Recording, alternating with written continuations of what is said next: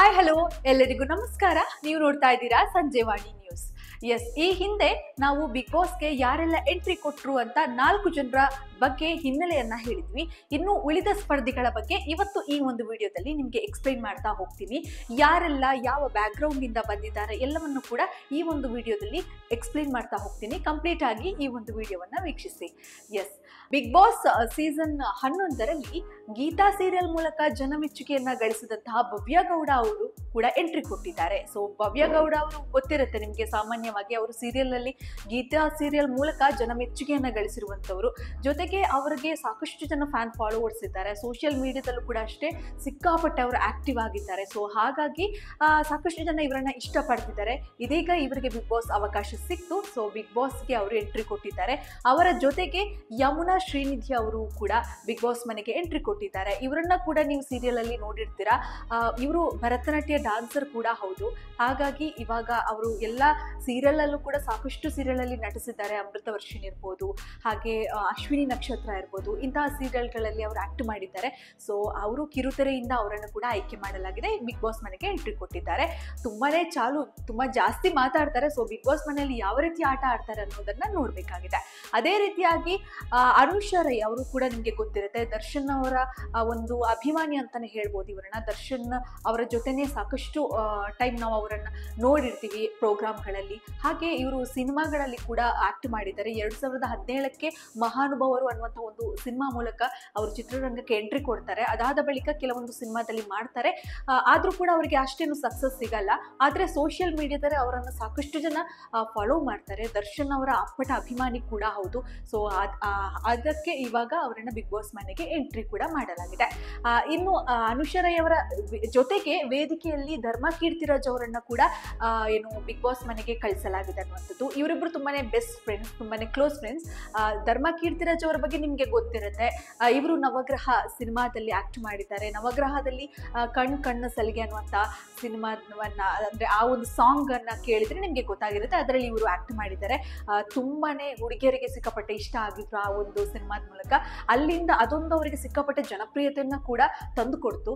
ಜೊತೆಗೆ ಅವರ ತಂದೆ ಕೂಡ ಒಂದು ಸಿನಿಮಾ ಬ್ಯಾಕ್ಗ್ರೌಂಡ್ ಆಗಿರೋದ್ರಿಂದಾಗಿ ಒಂದಿಷ್ಟು ಫ್ಯಾಮಿಲಿ ಸಪೋರ್ಟ್ ಇತ್ತು. ಜೊತೆಗೆ ಇವಾಗ ಅವರು ಬಿಗ್ ಬಾಸ್ಗೆ ಎಂಟ್ರಿ ಕೊಟ್ಟಿದ್ದಾರೆ. ಇನ್ನು ಜನಪ್ರಿಯ ಯೂಟ್ಯೂಬರ್ ಆಗಿರುವಂತಹ ಮಂಗಳೂರಿನ ಧನರಾಜ್ ಆಚಾರ್ ಅವರು ಕೂಡ ಬಿಗ್ ಬಾಸ್ ಮನೆಗೆ ಎಂಟ್ರಿ ಕೊಟ್ಟಿದ್ದಾರೆ ಅನ್ನುವಂಥದ್ದು. ಇವರನ್ನ ಕೂಡ ನೀವು ನೋಡಿರ್ತೀರಾ. ಇವ್ರದ್ದೇ ಯೂಟ್ಯೂಬ್ ಚಾನಲ್ ಇದೆ. ಸೊ ಹೀಗಾಗಿ ಇವ್ರ ಜೊತೆಗೆ ಇವರ ವೈಫ್ ಕೂಡ ಸಾಕಷ್ಟು ವಿಡಿಯೋಗಳನ್ನ ಮಾಡ್ತಾ, ಕಾಮಿಡಿ ವಿಡಿಯೋಗಳನ್ನ ಮಾಡ್ತಾ ಇವಾಗ ಬಿಗ್ ಬಾಸ್ ಹೋಗುವಂತಹ ಅವಕಾಶವನ್ನ ಕೂಡ ಪಡ್ಕೊಂಡ್ರು. ಜೊತೆಗೆ ಇವರನ್ನ ಬಿಗ್ ಬಾಸ್ ಮನೆಗೆ ಕಳ್ಸಿಕೊಡೋದಕ್ಕೆ, ಅಂದ್ರೆ ರೀಸೆಂಟ್ ಆಗಿ ಅವರಿಗೆ ಮಗು ಕೂಡ ಆಯ್ತು. ಸೊ ವೈಫ್ ಅವರ ಫ್ಯಾಮಿಲಿ ಸಮೇತ ಮಗು ಕೂಡ ಬಂದಿರುವಂಥದ್ದು. ಸೊ ಹಾಗಾಗಿ ಒಂದಿಷ್ಟು ವಿಚಾರಗಳು ಅವರ ಬಗ್ಗೆ. ಜೊತೆಗೆ ಕಿಚ್ಚ ಸುದೀಪ್ ಅವರು ಕೂಡ ಅಷ್ಟೇ ವೇದಿಕೆಯಲ್ಲಿ ಧನರಾಜ್ ಆಚಾರ್ ಅವರ ಬಗ್ಗೆ ಹೊಗಳಿದ್ರು. ಜೊತೆಗೆ ಒಂದು ಶಾಕ್ ಕೂಡ ಕೊಟ್ಟರು. ಯಾಕಂತಂದ್ರೆ ಧನರಾಜ್ ಆಚಾರ್ ಅವರಿಗೆ ಅವರು ಮಾಡಿರೋ ವಿಡಿಯೋ ಬಗ್ಗೆ ಕಿಚ್ಚ ಸುದೀಪ್ ಅವರು ಮಾತನಾಡಿದ್ರು. ಯಾಕಂತಂದ್ರೆ ಈ ಹಿಂದೆ ಬಿಗ್ ಬಾಸ್ ಬಗ್ಗೆ ಅವರು ಮಾತನಾಡಿದ್ರು. ಅಂದ್ರೆ ಬಿಗ್ ಬಾಸ್ ರಿಲೇಟೆಡ್ ವಿಡಿಯೋಗಳನ್ನ ಮಾಡಿ ಅವರೇ ಮನೆಯವರೆಲ್ಲ ಸೇರ್ಬಿಟ್ಟು ಒಂದು ವಿಡಿಯೋವನ್ನ ಮಾಡಿ ಸೋಷಿಯಲ್ ಮೀಡಿಯಾಕ್ಕೆ ಹಾಕಿದ್ರು. ಹಾಗಾಗಿ ಇದನ್ನ ಸಡನ್ ಆಗಿ ಕಿಚ್ಚ ಸುದೀಪ್ ಅವರು ಅವರಿಗೆ ಬೇಸರ ಆಗೋ ತರ ಸಡನ್ ಆಗಿ ಒಂದು ರಿಯಾಕ್ಷನ್ ಕೊಟ್ಟರು.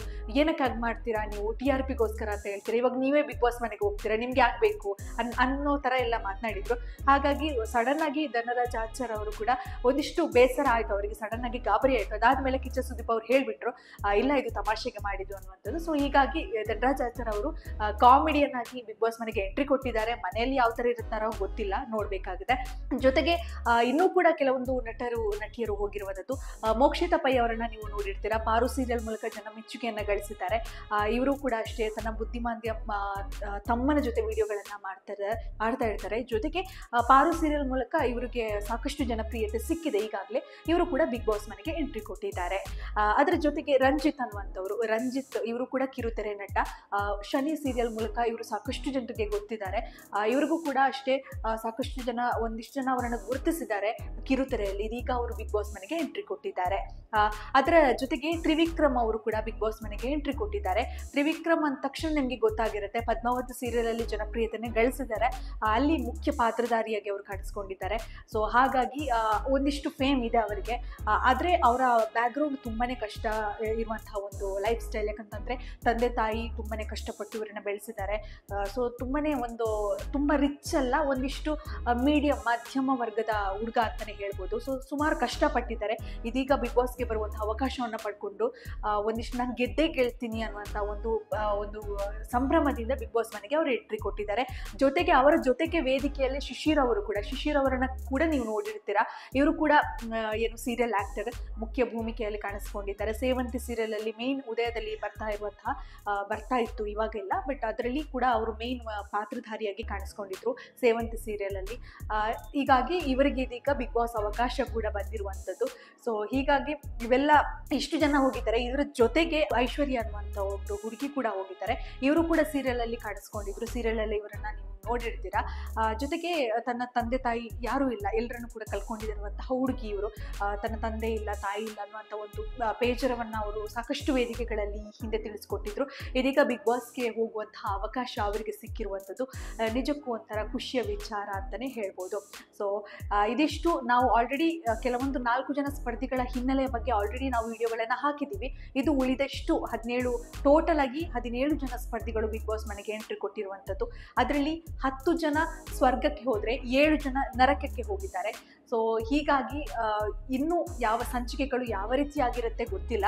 ಯಾಕಂತಂದರೆ ಫೆಸಿಲಿಟಿಗಳು ಕೆಲವೊಬ್ಬರಿಗೆ ಅಲ್ಲಿ ಇಲ್ಲ, ಸ್ವರ್ಗದಲ್ಲಿರುವವರಿಗೆ ಎಲ್ಲ ಕೂಡ ಐಷಾರಾಮಿ ಜೀವನ ಇದೆ.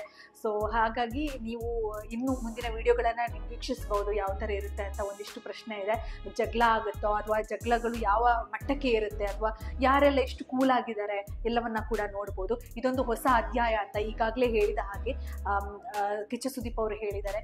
ಇದು ಹೊಸ ಅಧ್ಯಾಯ ಅನ್ನುವಂಥದ್ದು, ಸ್ವರ್ಗ ನರಕ ಅನ್ನುವಂಥದ್ದು, ಅದೆಲ್ಲ ಒಂದಿಷ್ಟು ವಿಚಾರಗಳು ಈ ಸಲದ ಬಿಗ್ ಬಾಸ್ ಅಲ್ಲಿ ಇರುವಂಥದ್ದು. ಸೊ ಖಂಡಿತವಾಗ್ಲೂ ಎಲ್ಲರೂ ಕೂಡ ಏನು ಸಂಚಿಕೆಗಳನ್ನು ನೋಡೋದಕ್ಕೆ ವೆಯ್ಟ್ ಮಾಡ್ತಾ ಇದ್ದೀವಿ.